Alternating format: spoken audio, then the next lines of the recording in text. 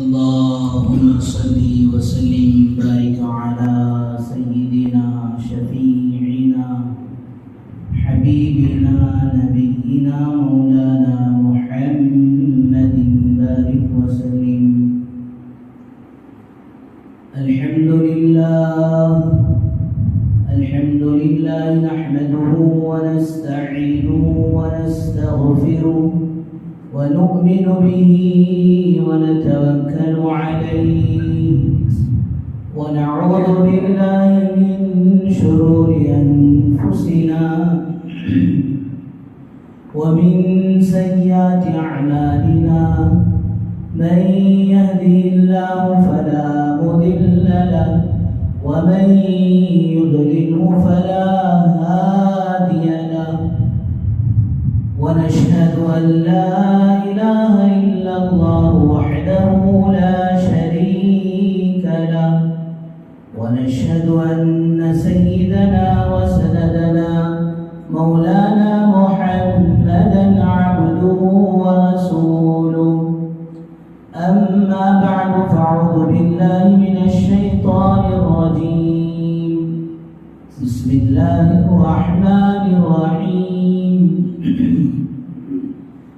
حميم والكتاب المبين إنا أنزلناه في ليلة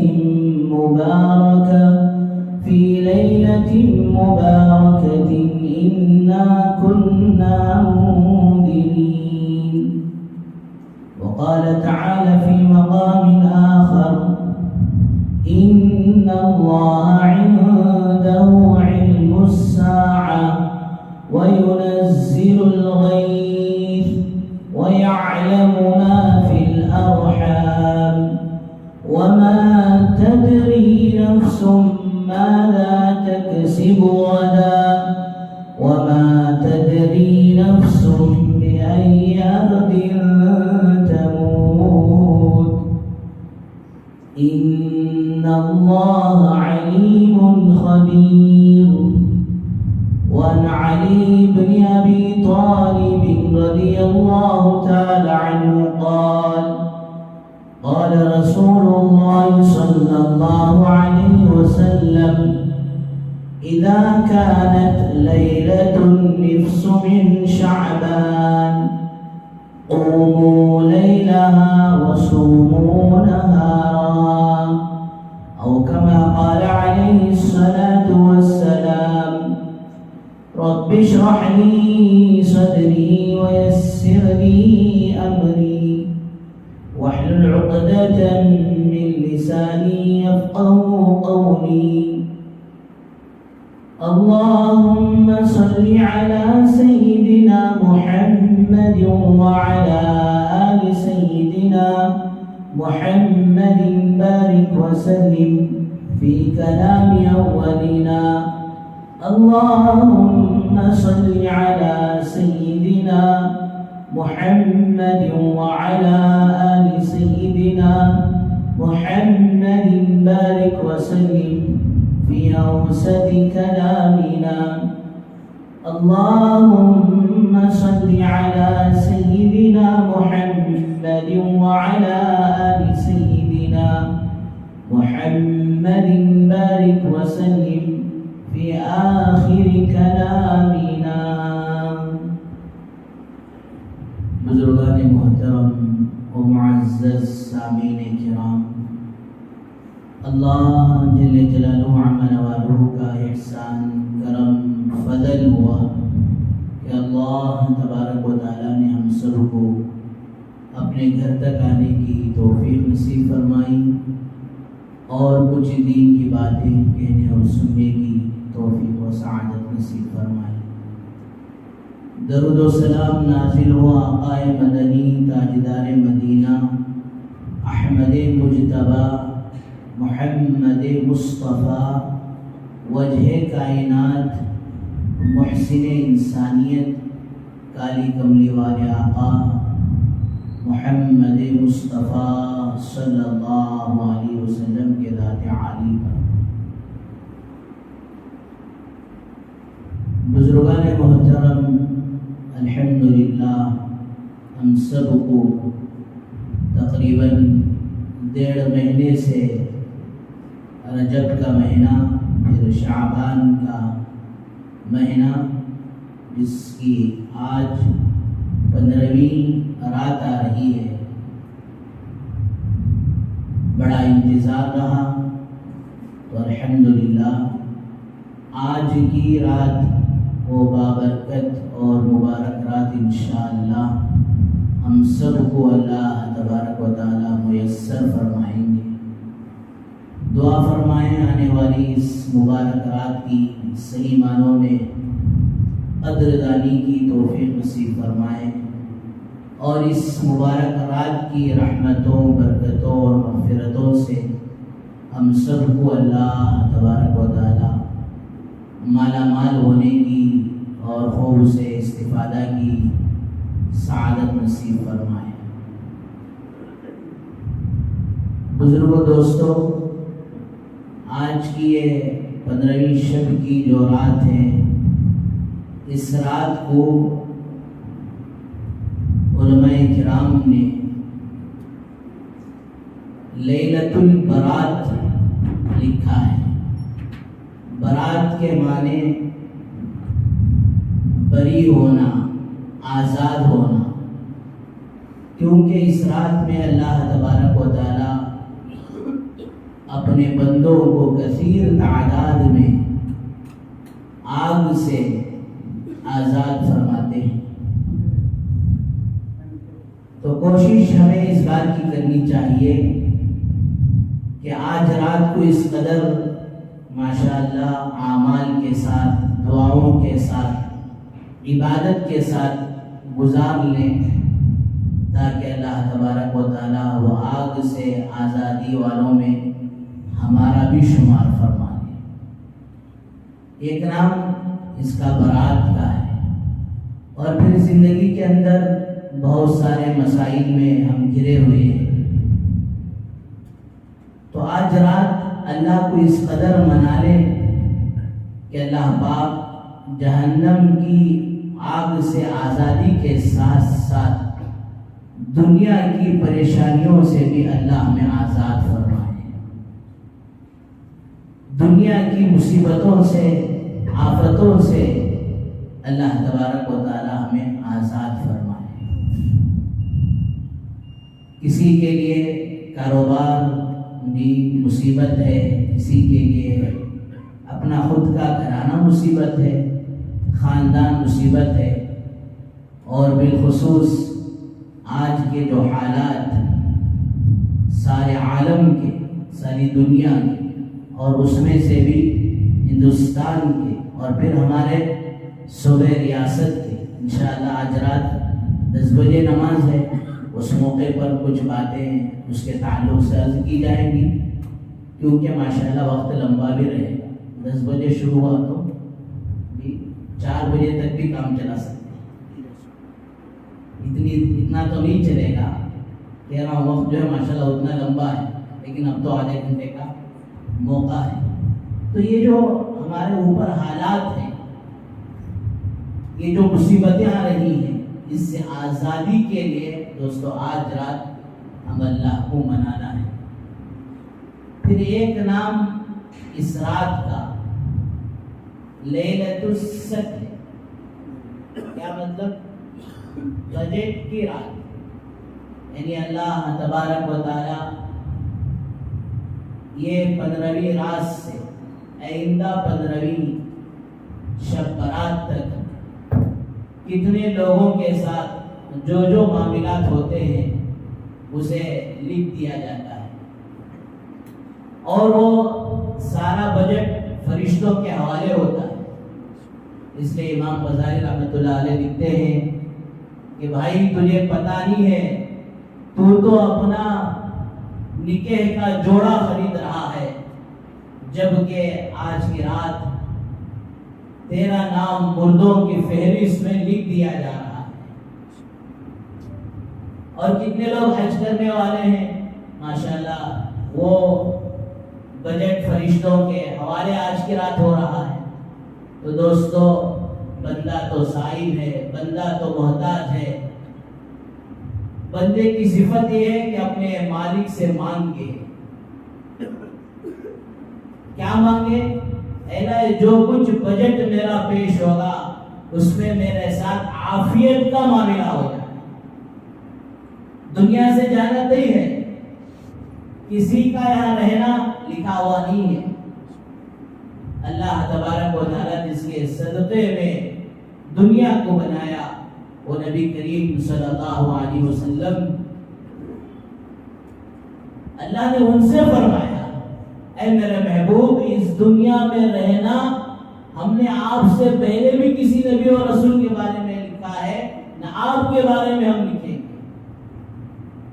تو اللہ جب موت آئے تو عافیت والی موت آئے، اے اللہ جب موت آئے تو حسن خاتمہ کے ساتھ آئے، اے اللہ جب موت آئے تو وہ دن میری زندگی کا بہت ہی بہترین دن ہو۔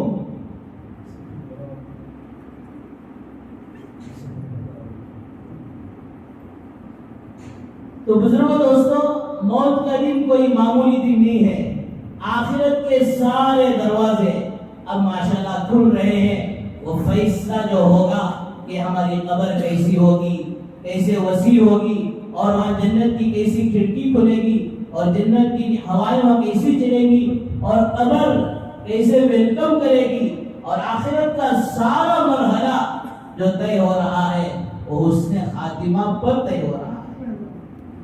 تو آج کی رات اللہ سے یہ مانگے، اللہ جب بھی میرے مقدر میں اس دنیا سے میری زندگی کا آخری دن ہو، اے اللہ وہ بہترین دن ہو، تجھ کو راضی کرتے ہوئے میں تیرے پاس آؤں، میرے ذمے جو حقوق ہیں وہ حقوق کی ساری ادائیگی کر کر آؤں۔ تو بہرحال بزرگوں دوستوں، یہ بجٹ کی رات ہے، اللہ سے اس رات میں عافیت مانگے، لیلۃ الصدق۔ اور تیسرا نام فرمایا، آج کی اس مبارک رات کا نام لیلۃ الرحمہ ہے، رحمت کی رات ہے۔ تو اس رات میں اللہ تبارک و تعالیٰ سے یہ رحمتوں کا سوال کرے، مغفرتوں کا سوال کرے، اللہ تعالیٰ سے معافیاں مانگے۔ اللہ کی ذات دوستوں بڑی اونچی ذات ہے، اور اللہ تبارک و تعالیٰ بہانے تلاش کر کر کر اپنے بندوں کو معاف کر دیتے ہیں۔ حضرت تھانوی علیہ رحمہ نے لکھا ہے کہ ایک آدمی کا انتقال ہوا، اور پھر اللہ کے سامنے اس کی پیشی ہو رہی ہے، اور پھر آدمی ایک کانپ رہا ہے، اور اپنی ساری زندگی کا خسارہ، اور اپنی ساری زندگی کا نقصان، اور اپنی زندگی کو اس میں جو تباہ و برباد کیا، اور اللہ کے دین سے جو غافل رہا، اللہ کے احکامات سے جو غافل رہا، حضور اکرم صلی اللہ علیہ وسلم کی سیرت سے، آپ کی سنتوں سے جو غافل رہا، وہ سب کچھ یاد آ رہا ہے، اور اللہ کہہ رہے ہیں میرے بندے آ، میں نے تجھے معاف کر دیا۔ اب یہ خود حیران و پریشان، اے اللہ میرے کون سے عمل سے آپ نے مجھے معاف کر دیا؟ اے اللہ میں نے کب آپ سے معافی مانگی تھی؟ اے اللہ میں نے آپ سے کب استغفار کیا تھا؟ اے اللہ کب میں اپنے گناہوں سے پاک صاف ہوا تھا؟ اے اللہ مجھے تو یاد نہیں آ رہا ہے۔ میری زندگی تو سراپا، سر کے بال سے لے کر پیر کے ناخن تک میری زندگی وہ گندگی تھی۔ میرے بزرگوں دوستوں، ذرا دلوں کے کان کھول کر اس واقعے کو، یہ واقعہ سننے کے لائق اور قابل ہے۔ اللہ کہتے ہیں میرے بندے معافی تو مجھ سے نہیں مانگا تھا، مغفرت تو مجھ سے طلب نہیں کیا تھا، گناہوں سے تو نے میرے سامنے توبہ نہیں کیا تھا، بلکہ وہ ایک دن یاد کر جب گھر میں تیری بیوی کی طرف سے کچھ زیادتی ہو گئی، کھانے کا پکوان وہ گڑبڑ ہو گیا، پکوان بولے تو یاد آیا آج اللہ معاف فرمائے، اے لیلۃ الرحمہ، لیلۃ الصدق، یہ رحمت کی اور پھر بجٹ پیش کرنے کی جو رات ہے، اس رات کو لوگوں نے کم علمی کی وجہ سے، لا علمی کی وجہ سے عید کا دن اسے سمجھ لیا ہے۔ اس لیے یہاں شہر میں تو اس کا رواج نہیں، آج بھی گاؤں بستی میں قریوں میں لوگ کہتے ہیں کہ شعبان کی عید کب ہے؟ شعبان کی عید، اس عید میں ماشاءاللہ نہایا بھی جائے اور پھر اچھے سے اچھے کپڑوں کا انتظام، اور گھر میں تو ماشاءاللہ حلوہ پکنا ضروری، اور پھر مرغ و مسلم پکنا ضروری۔ اگر یہ نہیں پکا تو یہ سمجھتے ہیں جس طرح عید نہیں ہوئی اس طرح شعبان بھی نہیں ہوا۔ دوستو عید کا اس رات سے کوئی تعلق نہیں ہے، اس میں دین ہی نہیں ہے، یہ تو رات کی بات کہی جا رہی ہے۔ شب برات، شب روز نہیں ہے، شب برات ہے، رات کا مسئلہ ہے، اسے عید تصور نہ کرے۔ اور پھر ماشاءاللہ مرغ و مسلم پکیا ہے، فطرت ہے، آدمی دال کھانے کے مقابلے میں ذرا ماشاءاللہ جب مرغ و مسلم ہو تو دو چار نوالے زیادہ کھا لیتا ہے۔ اب گرم گرم پانی بھی ماشاءاللہ نہا لیے، کپڑے بھی پہن لیے، اب کھانا یہاں ٹائٹ ہو گیا تو عبادت دوستو لیٹ ہو جائے گی۔ عشاء کی نماز ہوتے ہوتے، بیان ہوتے ہوتے، ابھی دعا سے پہلے بار بار کھڑی دیکھیں، کب بینوں بیل مارتی تھی، کب بینوں چھٹی کرتی تھی، کیا مولوی صاحب جمعہ میں بولے سو بس میں بول کو اب بھی لمبا کر دینا، حالانکہ ہو گئے سو پر آدھا پونے گھنٹے کا قصہ۔ اب ماشاءاللہ کھانا اچھا ہو گیا، یہ مرغ و مسلم کھا کر آ گیا ہے، اب جس کی وجہ سے دوستو کھانا جب ٹائٹ ہو گیا تو عبادت لیٹ ہو رہی ہے۔ ہمارے بزرگ کہتے ہیں اس لیے ان مبارک راتوں میں کھانا لیٹ کرو تاکہ عبادت ٹائٹ ہو، تاکہ عبادت لمبی ہو۔ اب ماشاءاللہ اللہ کہہ رہے ہیں کہ میرے بندے وہ وقت یاد کر جب بیوی کے پکوان میں کمی پیشی ہوئی، تجھے غصہ آیا، قریب تھا تو کہ بیوی کو مار دیتا، لیکن میری بندی سمجھ کر تو نے اسے معاف کر دیا۔ اسی دن اسی وقت میں نے تجھے اپنا بندہ سمجھ کر معاف کر دیا۔ میرے بزرگوں ذرا دیکھو، معافی نے اللہ سے نہیں مانگی، استغفار اللہ سے نہیں کیا، گناہوں سے توبہ اللہ کے سامنے نہیں کیا، فرمایا کہ صرف اپنی بیوی کو معاف کرنے پر، اپنے بندے کو معاف کرنے پر اللہ اسے معاف کر رہے ہیں۔ براہ راست اللہ کے سامنے آوازاری کر کر، گڑ گڑا کر دوستو اللہ سے اگر معافی مانگے تو اللہ معاف نہیں کرے۔ تو بہرحال آج کی یہ مبارک رات لیلۃ الرحمہ ہے، اور پھر حدیث مبارکہ میں اس رات کی فضائل آئے ہیں۔ جامع ترمذی شریف میں ہے، حضرت عائشہ رضی اللہ عنہ راوی ہیں، وہ کہتے ہیں کہ ایک مرتبہ شب برات کی، شعبان کی 15ویں رات تھی، میں نے جاگا تو دیکھا کہ میرا محبوب صلی اللہ علیہ وسلم موجود نہیں ہے۔ میں تلاش کرتے ہوئے گئی تو آپ صلی اللہ علیہ وسلم جنت البقیع میں ہیں، اور پھر آپ سجدے میں دیر تک دعائیں کر رہے ہیں، اور فرمایا کہ امت کے لیے، امت کی ہدایت کے لیے اور امت کے لیے استغفار و مغفرت کی سرکار دو عالم صلی اللہ علیہ وسلم دعا کرتے ہیں۔ تو دوستو ہمارا بھی ایک حق بنتا ہے ایسی مبارک راتوں میں جو اور عبادتیں ہم کرتے ہیں، فرمایا وہاں حضور اکرم صلی اللہ علیہ وسلم پر درود بھی بھیجا جائے۔ اور پھر جب آپ قریب گئے تو اللہ کے نبی صلی اللہ علیہ وسلم حضرت عائشہ رضی اللہ عنہ سے فرماتے ہیں، عائشہ معلوم ہے کہ آج کون سی رات ہے؟ پھر آپ نے فرمایا کہ آج 15ویں شب کی رات ہے، اور آج کی رات اللہ تبارک و تعالیٰ قبیلہ بنو کلب، یہ ایک قبیلہ ہے، خاندان کلب کا، فرمایا وہ مدینہ منورہ کے اندر تھا جہاں سینکڑوں یہ بکریاں ان کے یہاں ہوتی تھی۔ فرمایا وہ جتنے ریوڑ ہیں اور ریوڑ میں جتنی ان کی بکریاں ہیں اور بکریوں میں جتنے بال ہیں ان کے برابر اللہ تبارک و تعالیٰ آج اپنے بندوں کی مغفرت کریں گے۔ اور پھر علی رضی اللہ عنہ کی روایت میں ہے جو سنن ابن ماجہ میں ہے، علی رضی اللہ عنہ روایت کرتے ہیں، علی بن ابی طالب رضی اللہ تعالی عنہ قال قال رسول اللہ صلی اللہ علیہ وسلم اذا كانت ليلة النصف من شعبان قوموا ليلها وصوموا نهارها۔ آپ نے فرمایا کہ جب نصف شعبان کی رات کو پاؤ تو اس رات میں رات کا قیام کرو اور پھر دن میں روزہ رکھا کرو۔ یہ بعض لوگ افراط و تفریط میں دوستو اس رات میں مشغول ہو جاتے ہیں۔ افراط میں یہ ہے کہ اس رات کی اہمیت کو گھٹا دیتے ہیں، کیا بھی نہیں، ایسا نہیں ہے۔ 17 صحابہ سے اس رات کی فضیلت میں روایتیں مروی ہیں، 17 صحابہ سے. اور پھر بعض لوگ افراد سے تفریق میں کیا مبتلا ہوتے ہیں، جس طرح میں نے ابھی عرض کیا کہ اس رات کو اتنا اہمیت دیتے ہیں کہ عید کی طرح بنا دیتے ہیں کہ حلوے کے بغیر اور پھر بریانیاں پکے بغیر اور اچھے کپڑے پہنے بغیر یہ رات نہیں ہوتی. اور پھر اللہ معاف فرمائے کہ یہ جلوے کی رات کو حلوے کی رات بنا لیتے ہیں. اور پھر ایک عمل اس رات میں دوستوں بہت اہتمام سے یہ کیا جاتا ہے کہ قبرستانوں کی طرف لوگ جایا کرتے ہیں.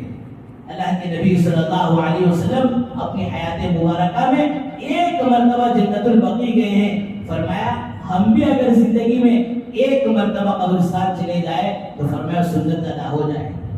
ہاں اس کے علاوہ دوسرے موقع پر کہ قبرستان کو جانے کا حکم ہے کہ ہر جمعہ کا دن اگر تمہارے والدین مرحومین ہو چکے ہیں تو ہر جمعہ کے دن اپنے والدین کے قبروں پر جایا کرو اور جا کر ان کے لیے ایصال ثواب کا اہتمام کرو. 2 چیزیں ہیں، 2 فائدے ہیں. ایک، ہر دنیا سے جانے والا ہر مرحوم فرمایا وہ اپنے خاندان والوں کی طرف سے، رشتہ داروں کی طرف سے اس بات کے انتظار میں رہتا ہے کوئی ایک سبحان اللہ پڑھ کر مجھے بخش دے، کوئی ایک قل پڑھ کر مجھے بخش دے، کوئی کچھ صدقہ کر مجھے بخش دے. فرمایا جس طرح آدمی دنیا کے اندر ہدیے دینے سے خوش ہوتا ہے، فرمایا ہر دنیا کا مرحوم جانے کے بعد دنیا سے دوستوں ایک ایک نیکی کے واسطے فرمایا کہ جو ہے وہ انتظار کرتا رہتا ہے. تو یہ فائدہ یہ ہوگا کہ ان کے لیے درجات اگر ان کی مغفرت نہیں ہوئی تو مغفرت کا ذریعہ اور سبب بنیں گے. مغفرت ہو چکی ہے تو ان کے درجات کے بلند ہونے کا سبب ہوگا. اور دوسرا فائدہ یہ ہوگا کہ دوستوں ہمیں قبر کی یاد تازہ ہوتی رہے گی.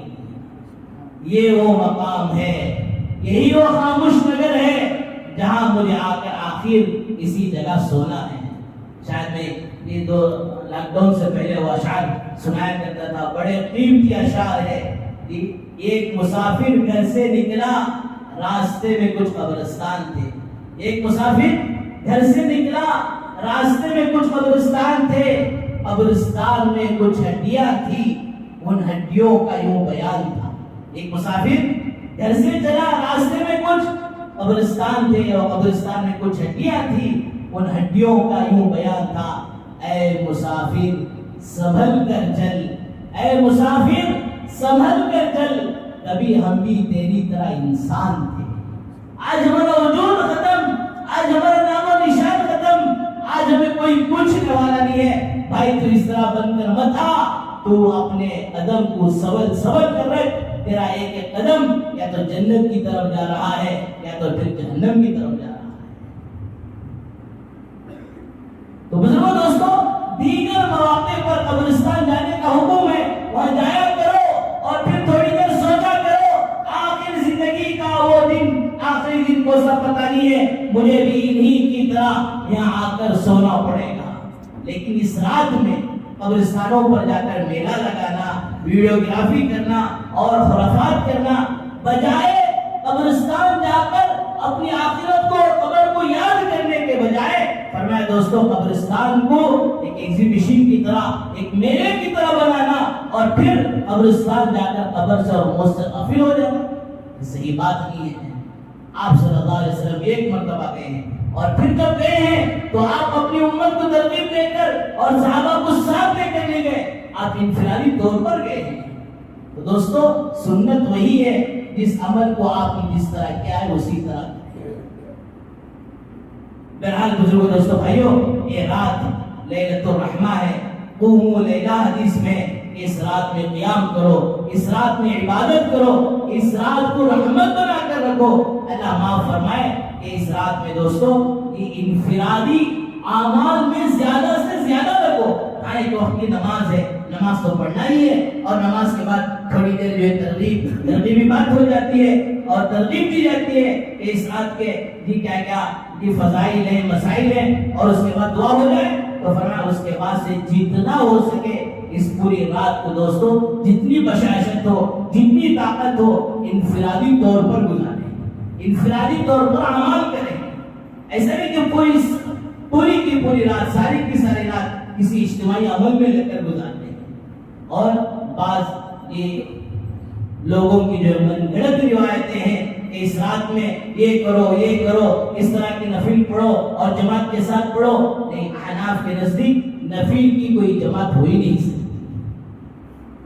بہرحال بزرگوں, دوستوں, بھائیوں, اس رات کو رحمت کی رات بنا کر اللہ سے مانگ کر یہ اپنے مسائل کو حل کرانے کی کوشش کرنا. ایسا نہیں کہ رات گزارنا ہے جیسے بھی چاہے گزارو. ایران توران کی باتیں شروع ہو گئی, ادھر ادھر کی میٹنگیں شروع ہو گئی کہ جج نے برابر فیصلہ نہیں کیا. اب پیر کے دن آگے میں جا کو بیٹھ گیا تو کورٹ میں, میں جا کو فیصلہ کرتا تو شیخ سیدھی کے خوابہ دیکھنا. فرمایا رات گزارنے کے لیے نوجوانوں سے خصوصاً گزارش ہے کہ اس رحمت کی رات کو زحمت کی رات نہ بناؤ. کوئی کسی طرح کا میٹنگ کرنے کا خواب ہرگز نہ دیتے. ہمارے ایک دوست میکینک کہتے ہیں, حضرت یہ دن آیا تو چاکو سے سرا نوجوان فٹ کرتے ہیں, ساری رات ادھر سے ادھر ادھر سے ادھر, یہ غیروں کی جو ہے نیندوں کو خراب کرتے ہیں.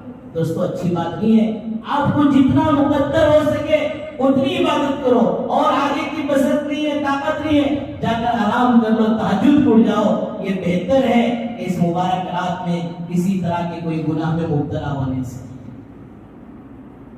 اور پھر بزرگوں دوستوں کہ یہاں شیوان نگر جا کر روٹی انڈا کھانا, وہاں جا کر یہ پینا, وہاں جا کر پان کھانا نہیں. فرمایا دوستوں یہ کھانے اور پینے کی رات نہیں, اللہ کے سامنے مانگنے کی اور گڑ گڑانے کی رات ہے. حضرت علماء نے عجیب و غریب بات لکھی ہے, اتنا اہتمام کرو اس رات کا, 1 گھنٹہ دور کی بات, 1 منٹ دور کی بات, 1 سیکنڈ ضائع نہ ہو جائے. ایک لمحے کو اس رات میں قیمتی بناؤ.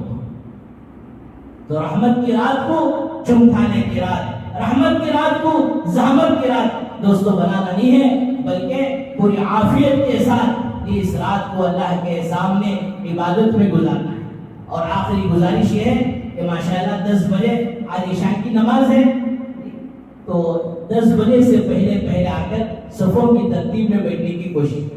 اور ایک اہم گزارش ہے, آتے ہوئے جوش میں گاڑیوں کو ایسے ویسے ڈال دینا فرمایا اچھی بات نہیں ہے. مسلمان وہ ہے نہ تو اس کے ہاتھ سے کسی کو تکلیف ہو سکتی ہے اور نہ تو اس کے پیر سے کسی کو تکلیف ہو سکتی ہے. اس سے پہلے شاید میں نے کہا, ایک بزرگ سے پوچھا گیا کہ حضرت آپ کی تہجد زندگی میں کبھی مس ہوئی؟ کہا 1 رات مس ہوئی. کب مس ہوگی, کب چھوڑ گئی؟ کہا میں تہجد کو اٹھنا چاہا, بھیڑ اتنا تھا, لوگ اتنے جو سوئے ہوئے تھے مرکز کے اندر کہ میں اڑتا تو سامنے والے کو تکلیف ہوتی, اس کی نیند خراب ہو جاتی.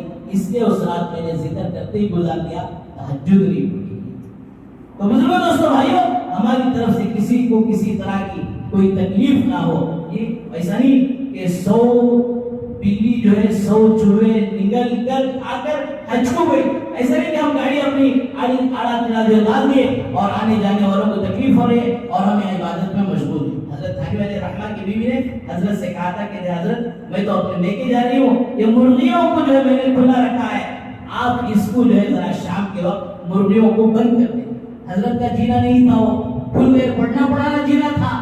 اب شام میں کتاب لکھنے جا رہے ہیں, دکھا نہیں جا رہا, عبادت میں کھڑے ہو رہے تو دل نہیں لگ رہا, دعا مانگ رہے تو وہ کیفیت پیدا نہیں ہو رہی. حضرت آخر مجبور ہو کر بیٹھ گئے کہ مجھ سے کوئی آج بھول چوک ہو رہی ہے, کوئی غلطی ہو رہی ہے. تو حضرت نے سارے دن کا جائزہ لیا تو پتا چلا کہ بیوی جاتے ہوئے مرغیوں کو بند کرنے کے لیے کہا تھا, وہ چیز رہ گئی جس کی وجہ سے مجھے کسی عبادت میں دل نہیں لگ رہا. فرمایا ان مرغیوں کو دوستو بند کر کر پھر حضرت عبادت میں مجبور ہے تو پھر دل لگ رہا.